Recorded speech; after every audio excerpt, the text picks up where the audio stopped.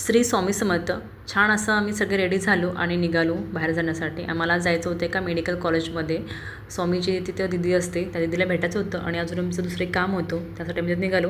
तिथं जाऊन पोचलो. त्यानंतर हे स्वामीचं काम चालू होतं. सगळ्या चेअर तो खेचत होता. अजिबात शांत बसत नव्हता. खूप म्हणजे खूपच मस्ती करत होता. ऐकतच नव्हता अजिबात काहीच. धावपळ करत होता. आणि तिथे हे डक होते, बदक, आणि ते पाहण्यात स्वामी समर्थ दोघं पण बिझी झाले आणि ते खूप छान असे आवाज काढत होते. आणि स्वामीची दिदी थोडी बिझी होती, तिचं लेक्चर होतं आणि समर्थला लागली भूक. आम्ही जेव्हा कॉलेजच्या कॅन्टीनमध्ये गेलो तेव्हाच आम्हाला समोर स्वामींचं दर्शन झालं. खूप छान वाटत होतं. खूप छान अशी ती स्वामींची फोटोफ्रेम होती. आणि त्यानंतर आम्ही मिसळपाव आणि एक डोसा ऑर्डर केला आणि त्याची टेस्ट पण खूप छान होती. आणि इथं आल्यानंतर खूप छान वाटत होतं, कारण इथं कॉलेजच्या आठवणी होत्या सगळ्या माझ्या. मी पण असं कॉलेजमध्ये असताना कॅन्टीनला जायची, खूप एन्जॉय करायची, हे आठवलं. आणि नंतर आम्ही त्यांच्या लॅबमध्ये गेलो मेडिकल कॉलेजच्या.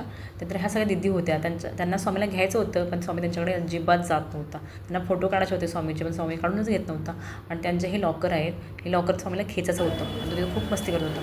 ही दिदी आली, ती स्वामीसोबत बोलत होती.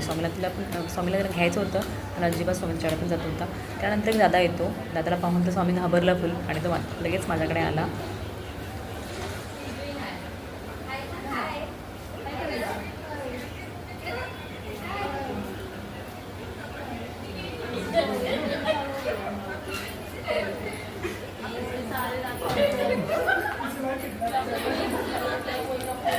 आमचं काम झालं. त्यानंतर आम्ही तिथून निघालो. सगळ्यात पुढं तर स्वामीच होता.